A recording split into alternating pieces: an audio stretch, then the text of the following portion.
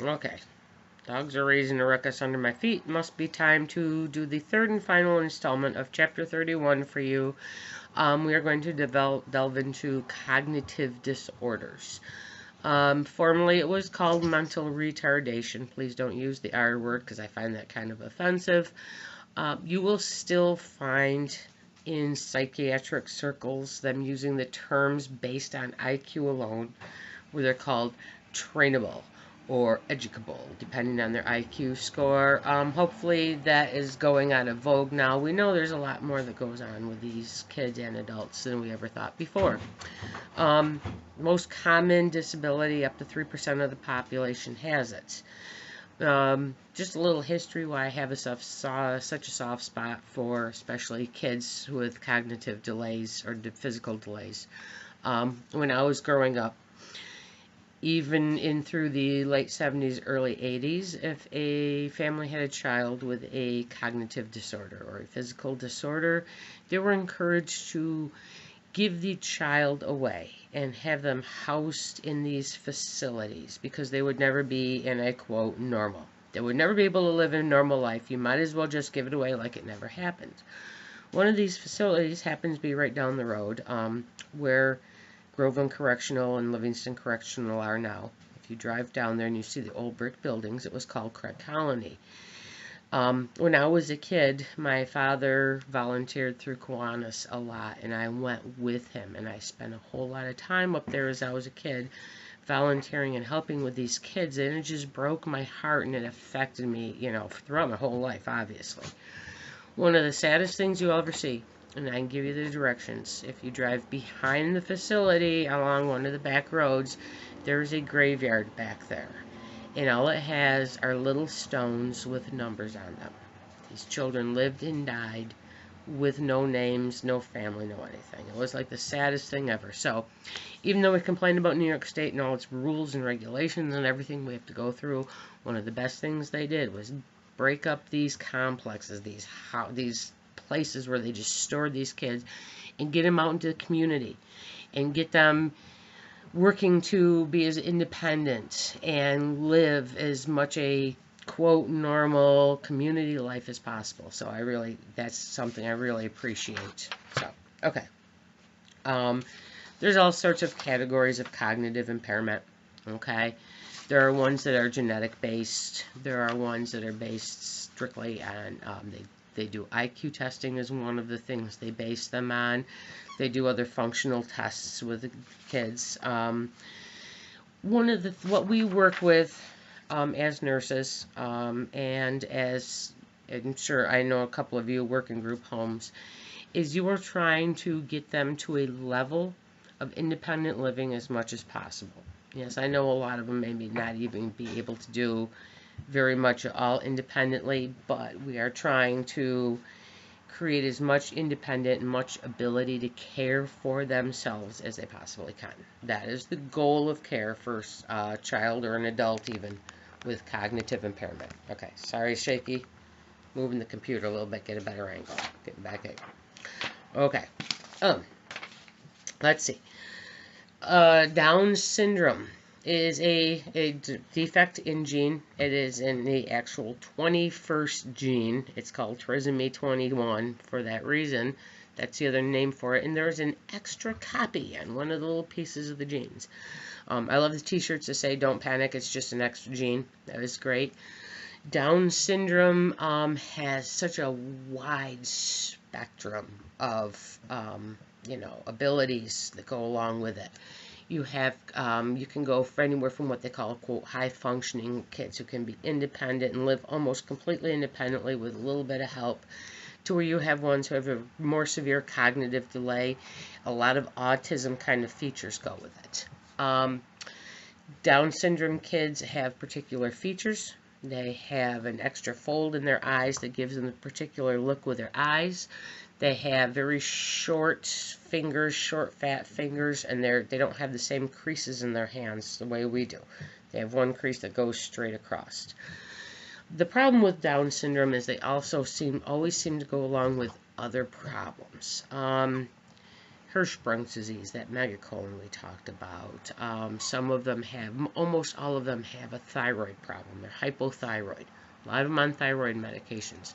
Some of them have adrenal misfunctions.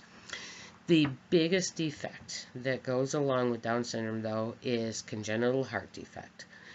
Almost every Down's kid you're going to meet, you're going to see the zipper scar on the chest where they have had repair for some sort of congenital heart defect. It goes along with Down's. It just happens that way. So,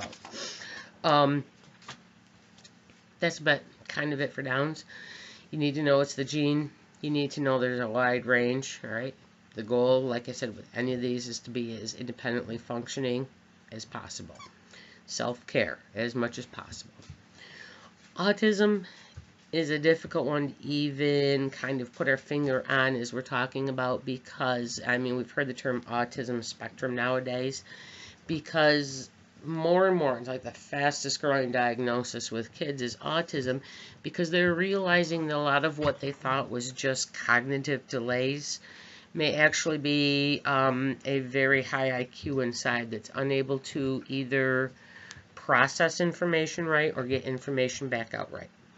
They call it a spectrum because it can go anywhere from what they call Asperger's, which are kids that generally are highly intelligent, but they are so socially inept, and they just don't understand facial cues. They don't understand facial expressions. They don't understand. They're very concrete thinking. Remember, we've talked about concrete thinking, especially with little kids. You're going to give a kid a little shot. You got to be very concrete about it and tell them it's going to be a stingy thing. Because if you say you're going to give them a shot, they think you're coming up with a gun. Autism kids are very concrete thinkers. You know, what you say to them, they absolutely think it happens. You say you're going to take their temperature, and they want to know why you're taking something from them, right? So this is just something to work on. Boy, sorry, stupid dogs. If I stop it, I have to start all over again. Okay, so there's a great big spectrum with autism to the point where kids simply cannot interact with the outside world at all. So, I think I know some of the class has kids, a kid or two with autism. They know the thing. They're they tend to be very obsessive compulsive about things too. It's how they deal with their environment. Do not interfere with the kids if they have an obsessive compulsion unless it's harmful to them. That is their safety feature. If they need to do something, and a lot of them it's the stimulation of something that spins or a repetitive thing. If they need to do that, let them do that, okay? That's a safety thing for them. As long as that's happening, they feel safe about the outside world. Okay. Learning disabilities, again, can range anywhere, right? We've talked about it before. I have a learning disability. It doesn't mean you can't go through a completely normal life and even teach people something. And you've all seen me do number reversals on the board. It's happened all my life. Usually, people learn to cope with the learning disabilities. It can involve reading. It can involve math. It can involve a number of things, okay? There's no diagnostic test for learning disabilities or even autism. It is behavioral testing that they do. A lot of learning disabled people are really, really intelligent. My older son had what they called a superior IQ. It was like in the 150s. Except he couldn't read worth a damn. His learning disability happened to be with a written word until we went in a special course with him, and he went from being a non-reader to reading on a high school level when he was in 5th grade. So people with learning disabilities, don't discount them, all right? They may be fairly smart people, but these little quirks in their brain, there's something that's just not quite connected right in their brain, gives them difficulty with either the written language or math. Okay. Attention deficit hyperactivity disorder.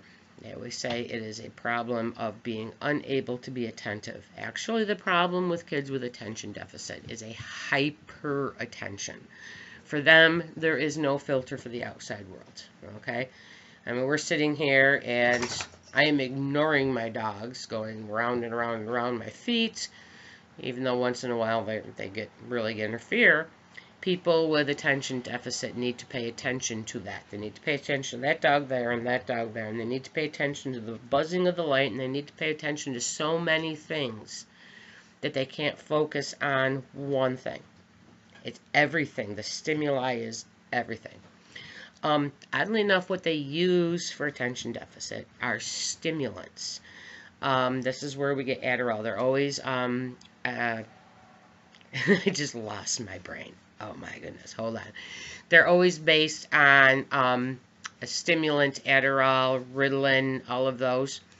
That helps them focus their attention. They're starting to realize now, and we've talked before, that you don't outgrow things. You don't outgrow things like a learning disability. You learn to cope with it. You do not outgrow ADHD or hyperattention. You learn to cope with it better as you get older. There's many adults who need to take these stimulant medications. They're all amphetamine based. There's the word that I was thinking of, right? They need to take these maybe for the rest of their lives, right? To help them do normal things that you and I do. They will just forget to do because something else over here caught their attention. Another drug they use is called clonidine. It is an antihypertensive. It's a very potent antihypertensive. For some reason, it just slows the function down so that they can focus on one thing. And it doesn't seem to, kids with ADHD tend to have a higher blood pressure. All of their things are kind of sped up, so you can give them these antihypertensive, and they take adult doses. These little kids take adult doses of this clonidine very safely. So I'm always amazed at what these kids can take safely. All right. What do I want to think of? Something else I wanted to say about attention deficit and or hyperactivity disorder, and I'm sure it'll occur to me in just as I go past it and go on. So it's a lifelong thing. You learn coping skills as you get along. You don't get over it, all right? Just like any of these other things, you just learn to cope better. Now I need to pay attention to the dog behind me. Say hi, Abby. No, she's not looking at us. Anyhow, squirrel. Other disorders. Oh, I know, with kids with ADHD. That's what I need to tell you. I need to tell you. All right? These stimulants, because they are so stimulating and they have so many effects on the body, these stimulants, these kids need to be seen by their doctors at least every 6 months. Put that 6 months in your brain. They need to be seen every 6 months. They need to get a weight check because they don't eat on these stimulants. It's amphetamines. It's what used to be used for diet pills. So a lot of times the kids, while they're taking them, they take their morning dose so they can get through school, and they won't eat the whole day. They just have no appetite. Then they come home, and the amphetamines start to wear off, and they turn into ravenous beasts and miserable until you can get some food into them. Okay, so every 6 months, they also need their blood pressure checked every 6 months because they do tend to be hypertensive and have problems, and then you're putting stimulants on top of it. Okay, that's what I wanted to tell you. That was important to know. Okay, anorexia, bulimia. Actually, I don't remember who did it, but with our nutrition, we had someone who do a really good thing on anorexia and bulimia. Anorexia is more of a food refusal. Bulimia gets more like the binging and purging kind of thing. All right. Kids with this have a disorder of self-image. That is your nursing diagnosis. It's a self-image, inappropriate self-image. No matter what, when they look in the mirror, they see themselves as fat. Even if they get to the point where they're skeletal, they truly cannot see their bodies as it really is. They see themselves as fat. For many of them, it is also a control issue. If they're in a household that is disorganized or abusive or neglective, there's one thing these kids can control, is what goes into their mouths. So they unfortunately can starve themselves to the point where they get electrolyte disorders. It can cause death. If they binge and purge, the constant throwing up causes erosion in their esophagus and erosion of their teeth, and it's really bad. It's a long-term therapy. Almost think of it like a substance addiction. It's not something that you get a little bit of therapy and you get over with. Someone who is anorexic or bulimic or binge and purge needs to be on therapy like all their lives, because their self-image of themselves always stays, wrong. They always have that wrong self-image of themselves. What's next? Substance abuse. And we're going to do a whole chapter on that. All right, it's coming up at the end of your psych part. But what I do want to say about substance abuse, and this is something you should know, is that the largest growing segment of new substance abusers are 12 to 13 years old. Oh my God, that's middle school. That's 7th and 8th grade. That's when these kids are starting their substance abuse. And even starting with something simple always leads to something worse. We used to hear the old term gateway drugs. Well, it's the truth. If you have something that you're abusing and you have an addictive personality that we will get into, it gets worse. You just go on to worse and worse things, okay? So 12 to 13-year-old, it's the biggest problem. If anyone's seen the heroin things lately out there, there's again another batch of heroin out. There was like 50 overdoses in Detroit one night. We're getting overdoses everywhere. You go to any emergency room and there's overdoses all over the place. It's just horrible. Heroin is the worst drug out there. I swear. Okay. Depression. Kids get depressed. But when we're talking about clinical depression. Alright? This is something that needs to be monitored really closely with kids. Because kids tend to copycat, especially suicidal things. With suicidal attempts, girls are the most likely to try it. Right? Girls are the most likely to try it, and it's almost always an overdose of some sort. Boys are less likely to try it. Unfortunately, their methods are way more lethal and usually much more effective. So they usually use something like a gun or a knife. You have to be very aware of when you have a kid who is acting differently, stops participating in things, is sheltering themselves in the room. Right? You really got to keep your eye out for depression and your eye out for suicidal thoughts, suicidal ideation, especially if there has been another suicide in the school. Okay, that happens in groups, unfortunately. And with teenagers, even though they're teenagers and they've really started that higher process thinking, their thinking is, oh God, when I'm gone, how everybody is going to feel, and they just don't process that they're not going to be there to see how everybody feels, right?